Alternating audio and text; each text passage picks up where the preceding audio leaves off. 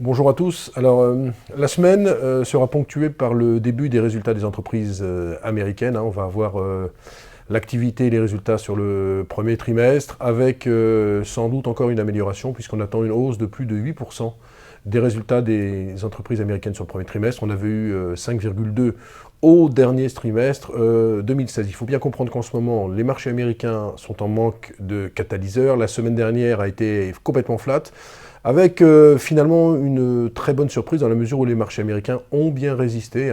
Réduction de la taille du bilan de la Fed, les problèmes qu'il y a entre Donald Trump et la Syrie, et puis des chiffres du chômage américain vendredi ressortis nettement inférieurs aux attentes. Alors pourquoi les marchés américains finalement ne baissent pas? Eh bien parce que certains investisseurs attendent encore beaucoup de la réforme fiscale américaine. Ils se disent que cette réforme fiscale pourrait être annoncé ou en tout cas voté au début du mois d'août avant la trêve parlementaire. Rien n'est pourtant moins sûr parce qu'il se dit qu'il y a des dissensions au Congrès et qu'il n'est pas sûr du tout qu'il y ait une forte baisse du taux d'impôt sur les sociétés. On parlait d'un taux passant de 35% à 15%.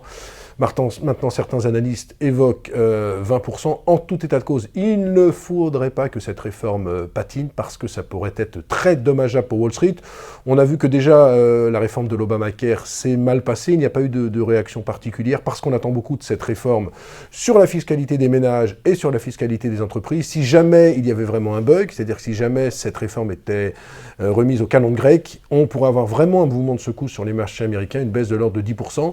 Et n'oubliez pas quand même que les indices américains sont chers. Quand on regarde par exemple le PER du S&P, on est sur des niveaux de 18, 18,5 actuellement contre un niveau de 15 en moyenne historique. Certaines valeurs également sont extrêmement chères. Facebook, ça vaut une quarantaine de fois les bénéfices. General Electric, une trentaine de fois les bénéfices. Bref, il ne faudrait pas que Donald Trump se plante sur cette réforme fiscale parce que les marchés américains pourraient décrocher. Attention, ce n'est pas pour maintenant, mais ça sera très intéressant de suivre ce qui va se passer durant tout le mois, les tractations au Congrès sur cette réforme fiscale américaine qui est extrêmement importante et qui sera vraiment le premier test pour l'administration Trump. Voilà, très bonne journée à vous et très bonne semaine également.